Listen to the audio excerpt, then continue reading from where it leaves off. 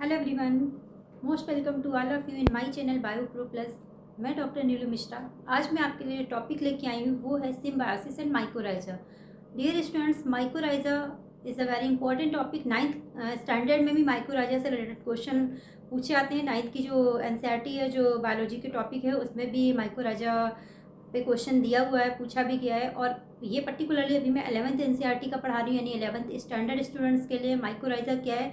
But 11th और 12th दोनों भी प्रैक्टिकल का जो एग्ज़ाम होता है, उसमें भी वाइवा में कई बार माइकोराइजा और सिम्बायोसिस पे क्वेश्चन पूछा आता है।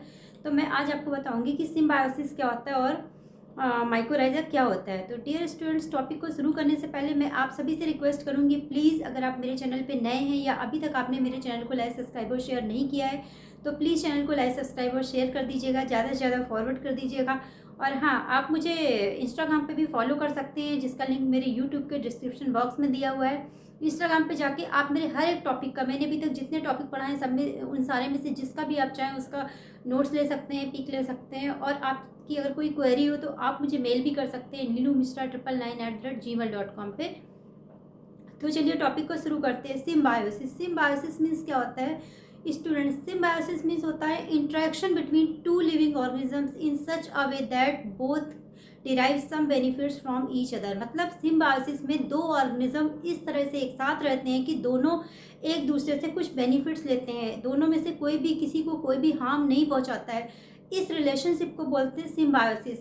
दो ऑर्गेनिज्म साथ में रहेंगे, दोनों को एक दूसरे से कुछ ना कुछ फ़ायदा होगा, बेनिफिट्स होगा। इस रिलेशनशिप को हम सिम्बायोसिस कहते हैं। इसका एग्जाम्पल क्या है? माइकोराइजा एंड लाइकन, ये इसके एग्जाम्पल हैं। क्योंकि और इन दोनों पे शॉर्ट नोट्स अलग से पूछा आता है। तो मैं आज आपको पढ़ाऊंगी माइकोराइजा क्या होता है, फिर मैं नेक्स्ट टॉपिक जो आपका पढ़ाऊंगी कल, उसमें मैं पढ़ाऊंगी लाइकन क्या है। Lichen is a very important topic, क्योंकि तो लाइकन आपके बीएससी में भी आते हैं, बट बीएससी में थोड़ा डिटेल में है। मैं आपको आपके 11th और स्टैंडर्ड के अकॉर्डिंग थोड़ा शॉर्ट में पढ़ाऊंगी।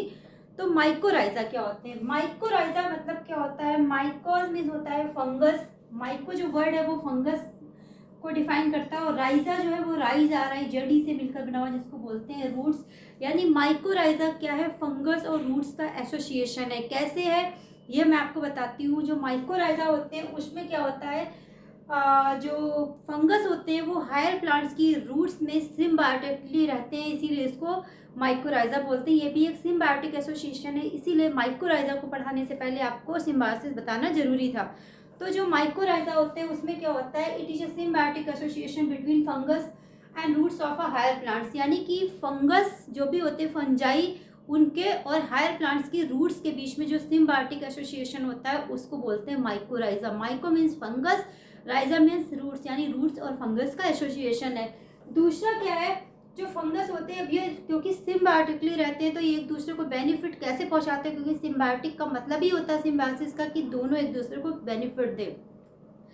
तो सिम्बायोसिस कैसे होती है इनके बीच में? स्टूडेंट्स, आप जानते हैं जो फंजाई होते हैं, फंगस होते हैं, वो क्या होते हैं? हेटेरोट्रॉफिक होते हैं, यानी कि वो अपना फूड इटसेल्फ प्रिपेयर नहीं करते हैं। तो फंगस क्या होते हैं? जब अपना फूड खुद नहीं बनाते हैं। और दूसरा क्या है, ये फंगस जो रूट्स में रहते हैं हायर प्लांट की, तो रूट्स में क्योंकि रह रहे हैं, यानी कि इनको वहाँ से क्या मिल रहा है? स्पेस मिल रहा है रहने के लिए।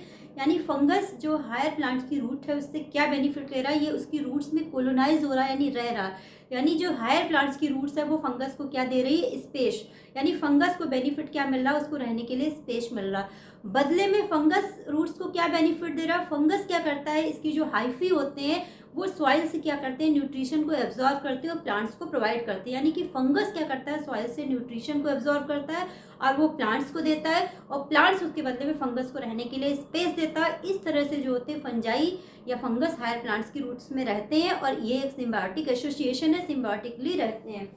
नेक्स्ट क्या, अगर हम इसकी एग्जाम्पल की बात करें कि इसका एग्जाम्पल क्या है, तो माइकोराइजा जो होते हैं बहुत से कोनीफर्स में प्रेजेंट होते हैं। कोनीफर्स क्या होते हैं?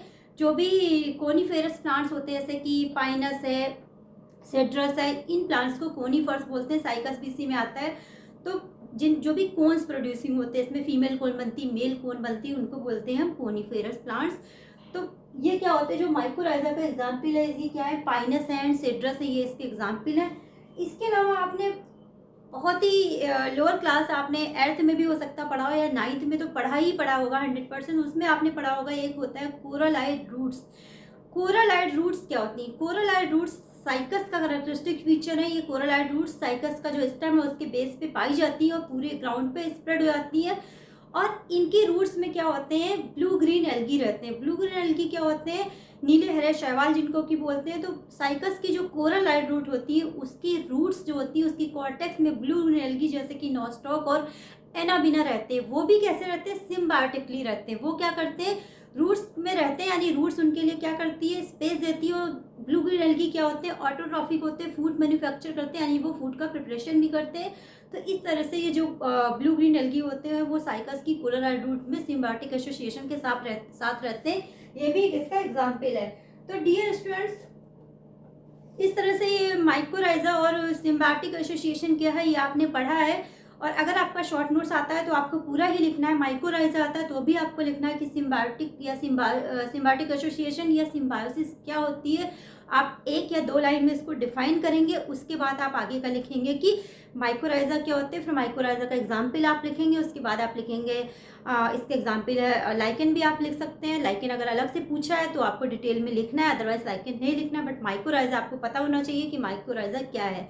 तो डियर स्टूडेंट्स, ये टॉपिक यहीं पे कंप्लीट हुआ। होप करती हूँ कि आपको टॉपिक समझ में आया होगा। मैं ऐसे ही छोटे छोटे टॉपिक आपके लिए लेके आऊँगी। फिर से मैं कोई नया टॉपिक आपको पढ़ाऊँगी। और टॉपिक को फिनिश करने से पहले मैं आप सभी से रिक्वेस्ट करूँगी, प्लीज़ मेरे चैनल को ज़्यादा ज़्यादा लाइक, सब्सक्राइब और शेयर कर दीजिएगा। और हाँ, नेक्स्ट टाइम पे मैं जो आपको टॉपिक पढ़ाऊँगी वो है लाइकेन।